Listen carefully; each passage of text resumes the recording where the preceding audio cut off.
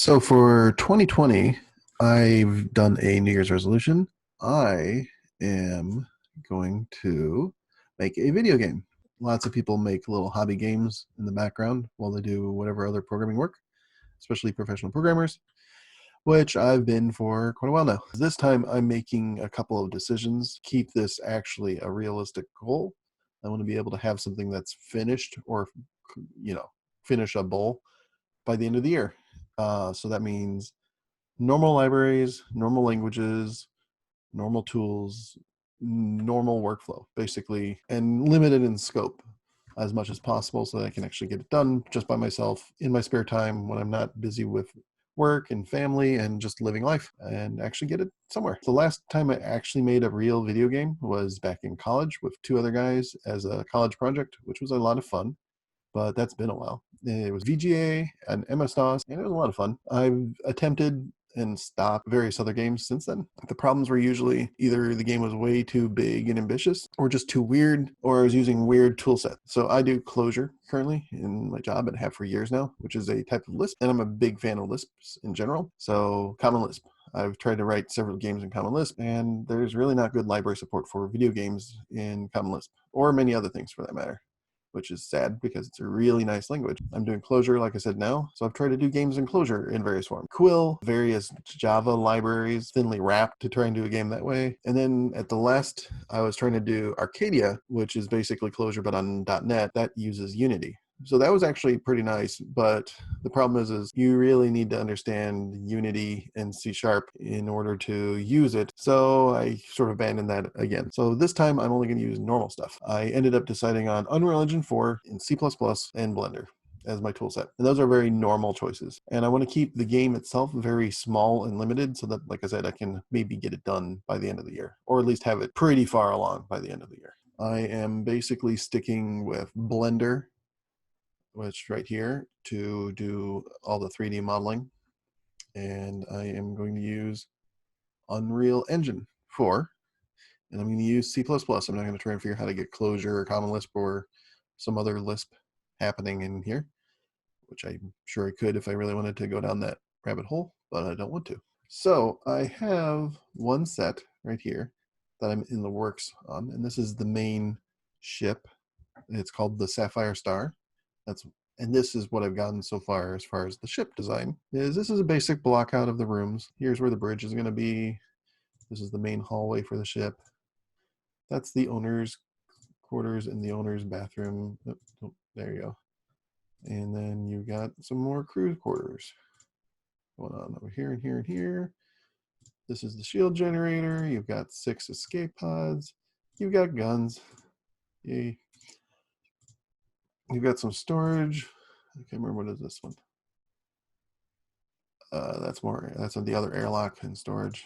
So there's a big one and a small one. And this is a crew lounge. You've got the reactors, and you've got, this is basically the warp drive, but I'm calling it a frameshift drive because I like that term more. It's from Really Dangerous. I don't know if they've got it trademarked. If they do, I'll have to change that name. These are basically the sublight engines. I'm just getting familiar with Blender myself.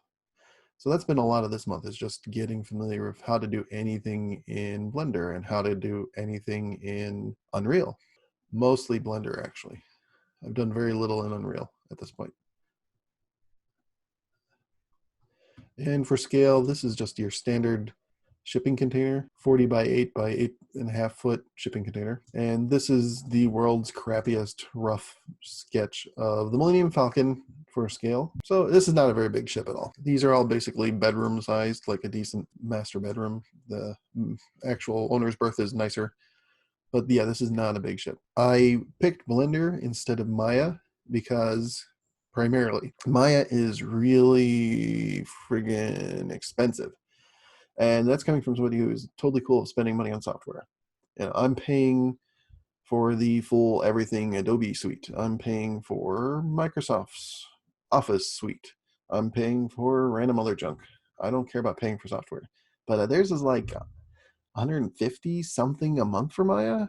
And it's just like, you gotta be kidding me. You know, if this was like 20 bucks a month, 30 bucks a month, I would do it. But no, thank you. And Blender looks decent from what I can tell.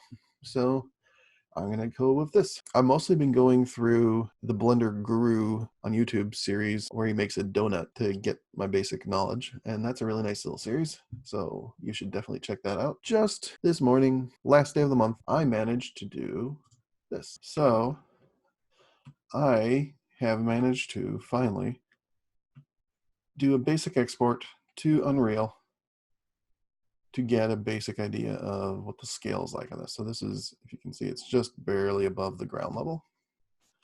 And there you go. So like I said, not really a big ship. Here's the bridge. This is when I can actually walk right into it. Whoop. And there's the hallway. Like you see, it's basically a one-person hallway.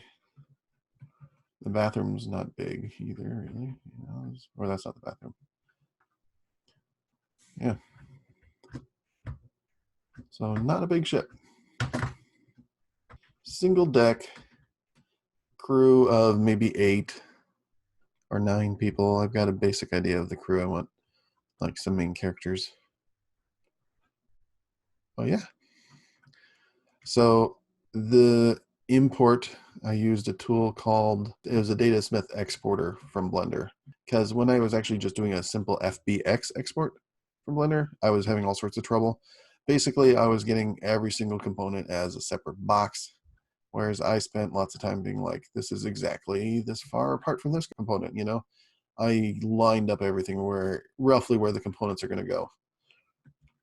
And now this is the interior. Like there's going to be a nice exterior to the ship, and then these is very rough. But you know, I wanted to just see like, well, what's that bigly look like? And it's just really annoying and dumb that I'm just getting basically a giant pile of squares in no particular order. But fortunately, that Datasmith exporter works, and it's pretty nice. So I can get a good idea of what the ship would look like. There you go. So that's where I'm at the end of month 1. And I will try and make one of these every month just to see where my progress is at.